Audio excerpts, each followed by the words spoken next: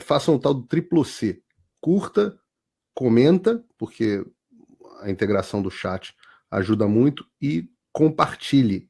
Você pode fazer essas 3 coisas que ajudam o algoritmo a aparecer. Mas eu não estou brincando não, pessoal. Dá uma paradinha agora de 1 segundo e clica no joinha, porque às vezes sabe, essa pessoa já está acostumada a ouvir isso. Não, é importante que você faça isso, porque se você não fizer, inclusive atrapalha o vídeo. Parece que o vídeo é menos relevante.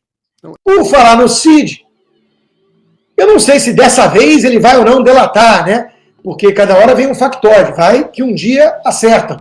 Mas o Deltan está certo. Mauro Cid está preso há mais de 4 meses, sem que o Ministério Público tenha oferecido denúncia. Pela lei, ninguém pode ficar preso sem denúncia, o que leva, o que a Lava Jato sempre respeitou. Mas a Lava Jato é chamada por gente como Gilmar Mendes de quadrilha que faz tortura por meio de delação. Será que Mauro Cid fez delação sob tortura? Será que ele sofreu no pau de arara do século XXI? Se isso for verdade dessa vez? Porque o próprio advogado dele já disse que ele não tem nada para denunciar sobre o Bolsonaro em relação a joias. Joias que são presentes personalíssimos que o Lula ostenta no pulso. Tudo é muito patético. Mas, dessa vez, parece que pegaram o Bolsonaro. E eu sempre, quando falo isso, eu tinha que ter uma trilha sonora, uma produção para vir uma música de suspense. Pegaram o Bolsonaro. Vejam só. O ex-diretor da Polícia Rodoviária Federal, que foi preso sem nenhum indício de crime, tinha fotos de Jair e Michele no celular. É muito grave uma coisa dessas. É muito grave. Num país que traficante é solto, recebe o dinheiro de volta, assassino fica impune, pai de vítima de assassino fala, já cumpriu a pena, pode soltar. Num país em que um ladrão corrupto voltou à cena do crime, o cara da Polícia Rodoviária Federal tinha foto com o presidente da República no celular. Globo, eu acho que vocês agora pegaram o homem. É foda. Por falar nisso, né? A facada em Bolsonaro completou 5 anos. Como é que a Folha de São Paulo dá a manchete? Sob politização da direita e da esquerda. Oi! A esquerda diz que não houve facada e fala que foi fakeada. A cicatriz lá e tudo mais que aconteceu com o presidente é invenção. A direita diz o seguinte, Adélio Bispo era do PSOL, tem log dele na Câmara dos Deputados naquele dia, advogados caros foram defendê-lo e não tiveram telefones apreendidos, o telefone do advogado do Bolsonaro foi apreendido. Quem pagou por isso? Ele foi considerado incapacitado mentalmente, mas não toma os remédios na prisão. Ele era um cara de esquerda que tentou matar o candidato de direita. Puxa vida, estão politizando a tentativa de assassinato. Estão politizando. É só um candidato político a presidente que foi quase morto por um esquerdista, que foi apoiado por gente suspeita que não aparece.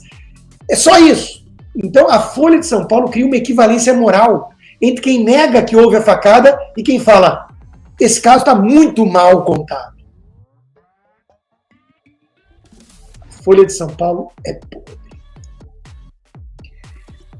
O Leonardo Coutinho, que por isso mesmo não gosta de ser chamado de jornalista, porque ele fala, porra, se esses são os jornalistas sérios do Brasil, me chama de qualquer outra coisa, e eu concordo com ele, ele chama atenção para o fato de que a Polícia Federal descobriu que uma facção criminosa do Ceará financiou uma caravana de manifestantes que estiveram em Brasília nos atos da invasão do Planalto, no dia 8 de janeiro. O que aconteceu ali, gente? A gente sabe, né? Olha o que eu tinha prometido aí, ó. Porque o Flávio Dino só mente. Ele mente que as imagens não existem depois que foram apagadas, depois que pediu ao STF, mas mandou algumas, não mandou outras. Cada hora uma desculpinha esfarrapada.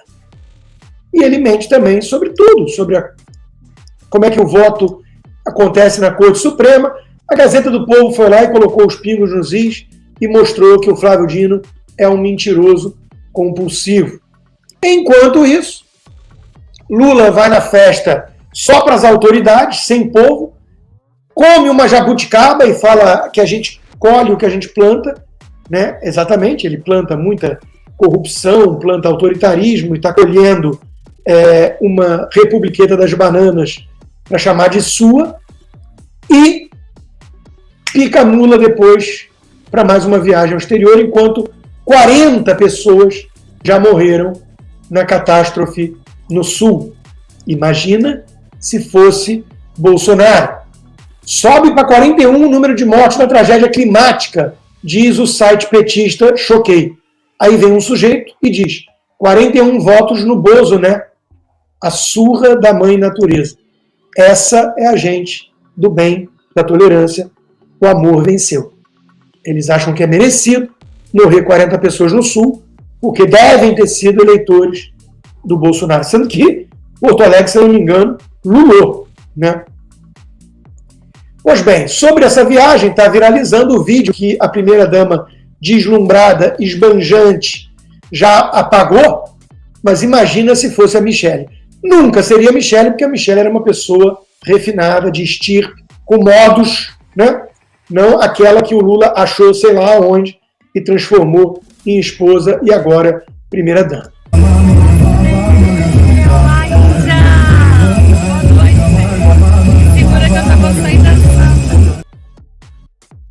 Namastê! E o povo morrendo lá no Sul. Vai se fuder! Dane-se! Agora, os procedimentos estéticos estão avançando, né? Tá com dinheiro sobrando, né? Gasta o que tem e o que não tem, até porque é a gente que paga, né? Bom, o Deltan Dallagnol escreveu na sua coluna dessa semana na Gazeta que o Toffoli enterrou as investigações e torturou os fatos na questão da Odebrecht. Essa série de graves e levianas acusações contra a Lava Jato não tem base em fatos e evidências nesse ou em outros processos, e o Toffoli sequer menciona evidências do que fala. Como disse o jurista Walter Mairovich, Toffoli extrapolou e se mostrou suspeito de parcialidade ao decidir sobre Lula, mas ele sempre foi suspeito. O que mudou desde então? Nada mudou desde então, salvo os ventos políticos do governo de ocasião. Hoje, o ex-chefinho voltou à cena do crime, como diria Alckmin, e ele está fazendo de tudo, num esforço homérico, para cair nas graças do chefinho de novo. Nós vamos falar sobre essa trajetória. Antes, eu quero chamar a atenção que Deltan Dallagnol já foi cassado e Moro pode ser o próximo, e eles querem prender ambos.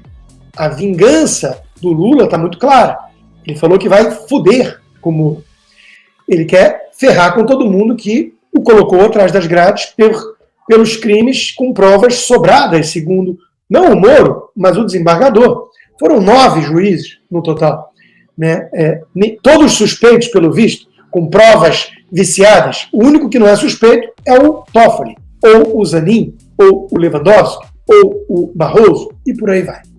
Então, o Ricardo Capelli, secretário do governo, não tem um cargo sem importância, ele diz: em breve o Brasil pode dar mais um passo rumo à independência plena, retirando da vida pública todos aqueles que sabotaram a pátria, fazendo emergir o fascismo.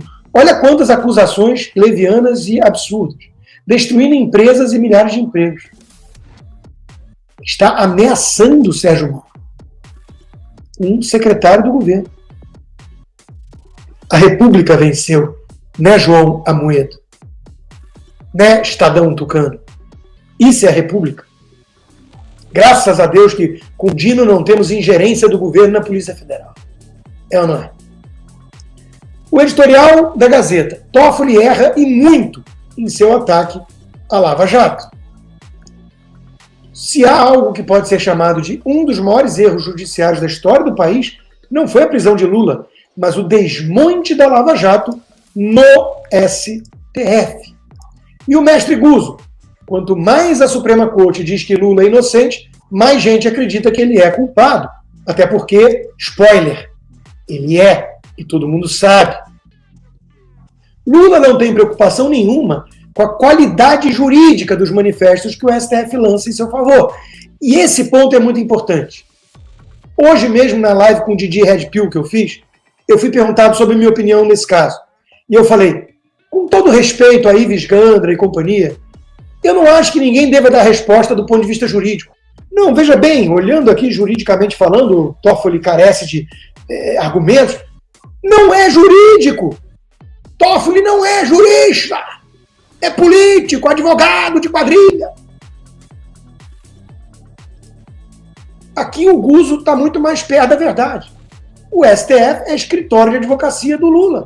Sua última exigência, que acaba de ser atendida pelo ministro Toffoli, foi a expedição de um certificado de inocência em seu favor, levando junto R$400 por conta da planilha de propinas da Odebrecht. Veja a Janaína Pascoal. Desde ontem estou pensando sobre a decisão do ministro Toffoli, com o qual, obviamente, respeitosamente não concordo. Oi? Eu entendo, quem está no Brasil tem medo de ser preso, precisa viver do direito, tem medo de tudo, né? Eu entendo, já é ditadura. Eu sei, eu tenho lugar de fala. Mas eu estou aqui para tocar real. Respeitosamente é uma ova. Eu não respeito nenhuma decisão jurídica de alguém como Toffoli. Vamos falar da trajetória dele? Antes, vamos pegar um esquerdista. Ele acha que é só jornalista. Mas todo mundo sabe que ele é um esquerdista, histérico, antibolsonarista, que diz: se as provas da Odebrecht não valem, o que fazer com o roubo? Ele existiu. Bilhões. Detalhe, foi a mulher de Zanin, o outro advogado de Lula, que assinou o processo que foi acolhido por Toffoli, advogado de Lula. Isso é o Brasil, minha gente. Agora, a Odebrecht mudou até o nome. Mudou até o nome por causa dos escândalos de corrupção.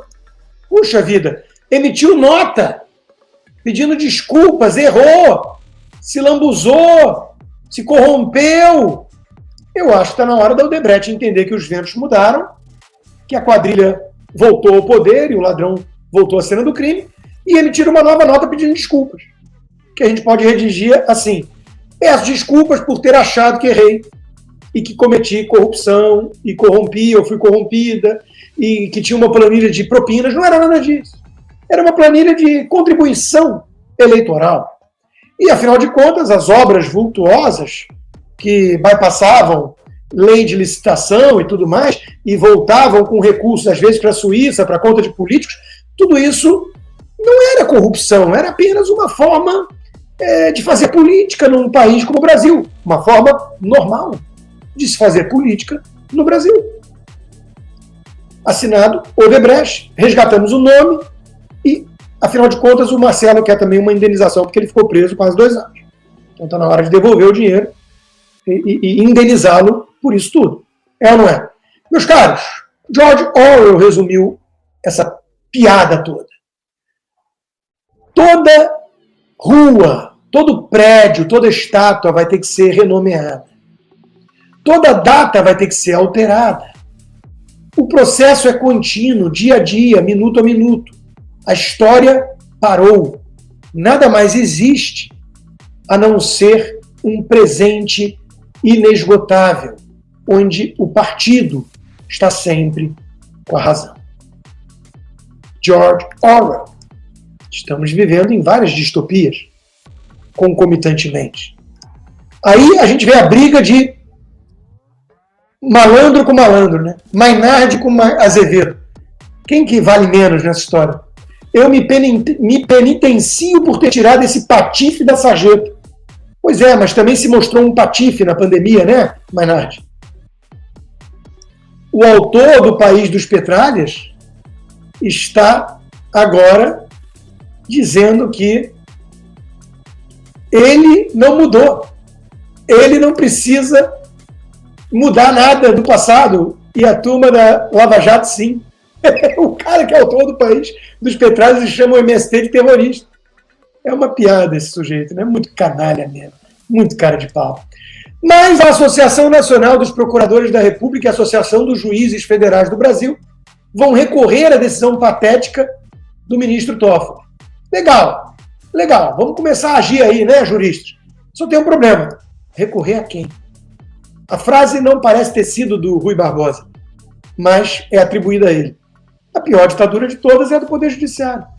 A Associação dos Juízes vão virar STF. Isso não pode. O STF vai deliberar e vai falar, mas nós é que mandamos nessa jossa chamada Brasil. Vamos falar do Toffoli antes e depois. Não se pode falar que é golpe, dizia ele. Agora, disse que foi tudo uma armação e anulou as provas da Odebrecht. Nesse caminho, ele andou brigando com Lula, porque ele não deixou o Lula sair da cadeia para visitar o irmão Vavá, que morreu de câncer. Lula ficou muito bravo. E ele apareceu assim. Acho que caiu, tropeçou em casa, na banheira, sei lá. Né? O Flávio Dino também diz que as imagens foram apagadas e o Joãozinho também diz que o cachorro comeu o dever de casa. Todo mundo é livre para acreditar no que quiser. Eu só lembro que pessoas que pisam no calo dos petistas costumam se dar mal. Né? Porque é típico de máfia. O Celso Daniel que o diga. Então, eu não sei, eu não quero ser leviano, mas eu me reservo o direito de especular. Olha, Toffoli desagradou o Lula.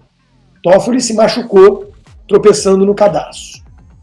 E Toffoli mudou muito e está fazendo de tudo, um exercício hercúleo para cair nas graças do Lula novamente. Ele que era o amigo do meu pai, segundo Marcelo Odebrecht. Aí tem, né? Toffoli pede perdão a Lula por proibir ida ao velório do irmão. Mídia ninja, turma da esquerda, tá? De acordo com o ministro Dias Toffoli, ex-advogado do PT, em processo movido pela ex-esposa do ministro, pela esposa do ministro Zanin, ex-advogado do Lula, as condenações foram um erro. Vivemos em tempos de revolta contra o bem e contra a verdade, resumiu meu xará Rodrigo Marcial. E é isso mesmo. Só que tem essa tese aqui, ó, tá pequenininha a letra, mas eu vou resumir, do Ramiro Romário, né? O Toffoli não consegue mais emplacar nenhum nome com o ex-chefe. Ele caiu na desgraça. E ele está querendo cair nas graças de novo. Então, a acompanhar. Só sei que o William Vac, tucanão do Estadão, diz: Supremo reitera a narrativa política, mas não consegue apagar a roubalheira revelada pela Lava Jato. Então temos um problema aí, né? Que nem a história do 7 de setembro. A democracia voltou, não tem xingamento, tem harmonia de poderes, só não tem o povo. E o povo? Mas e o povo? Igualzinho aqui, né? Puxa, apagaram as provas, não vale a Odebrecht, tá tudo limpo, limpamos a barra de todo mundo. E o roubo? E os bilhões? E as confissões? E a planilha? Haja aparelhinho do Men in Black para fazer a garotada esquecer. A garotada mais nova pode não lembrar muito, nós estamos aqui para isso. É por isso que eles precisam nos calar. É ou não é? Até porque a gente resgata vídeos comprometedores, né, Barroso, aquele que derrotou o bolsonarismo. O que aconteceu na Petrobras foi crime mesmo. Não foi política. O que aconteceu na Eletrobras foi crime mesmo. O que aconteceu na Caixa Econômica Federal foi crime mesmo. O que aconteceu no crédito consignado foi crime mesmo. O que aconteceu nos fundos de pensão foi crime mesmo. Portanto, a gente não deve criminalizar a política nem politizar o crime. Desvio de dinheiro, de gerente devolvendo 150, 180 milhões de reais, não é possível alguém achar isso natural. Isso não é política, isso é bandidagem. Portanto, houve uma quantidade impressionante de coisas erradas entranhadas na estrutura do Estado. A corrupção no Brasil foi uma criminalidade estrutural e institucionalizada e sistêmica. Vamos ter que apagar esse vídeo. Pede ajuda ao Reinaldo Azevedo para ver como é que faz, Barrosão. Para fechar a live de hoje, meus caros, por piadas, Léo Lins tem rede social derrubada, vira réu em processo criminal, 300 mil de multa. Léo Lins comenta: acreditam estar combatendo o mal. São apenas autoritários sem nenhum senso de humor, né? Traficante, pedófilo, assassino, corrupto, golpista de verdade, a justiça fecha os olhos. Mas comediante com viés politicamente incorreto, né? Porque a turma sem graça do Porta dos Fundos pode, né? Aí tem que perseguir. Brasil, onde humoristas são mais perigosos que ladrões escreve o editorial da Gazeta do Povo. Doutrina e jurisprudência protegem o animus jocandi, a ponto de negar a existência de crime caso não haja nenhum outro animus efetivamente criminoso, mas Ministério Público e Justiça ignoram completamente esse fato. Querem dar o recado. Nem por humor gente de direita pode se expressar para ridicularizar esses boçais sem senso de humor, corruptos, safados, cheio da autoimagem de que são do bem e estão empurrando a história. Ninguém é obrigado a rir das piadas do Léo Lins. Quem não gosta desse tipo de humor pode até se mobilizar para boicotar ou simplesmente não vai no show. Agora, usar o porrete do Estado para calar é coisa de ditadura.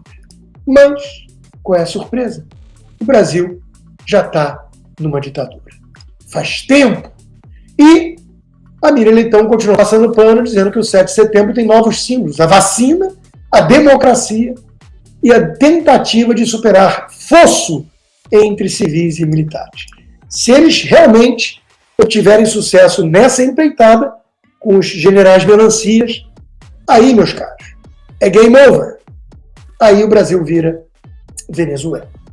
Eu sei que não tem nenhuma graça essa piada, mas enquanto a gente puder se manifestar e tocar real, estaremos aqui, mesmo sob censura. A gente cria canais, a gente é resiliente, a gente é que nem água, vai, encontrando algum caminho para falar com vocês, porque, na pior das hipóteses, estamos aqui para lembrarmos que não somos nós os loucos, nem os golpistas. Eles são os safados, os canalhas, os verdadeiros golpistas. Muito obrigado pelo apoio, tenham uma ótima semana, final de semana. Façam um tal do triplo C. Curta, comenta, porque a integração do chat ajuda muito, e compartilhe.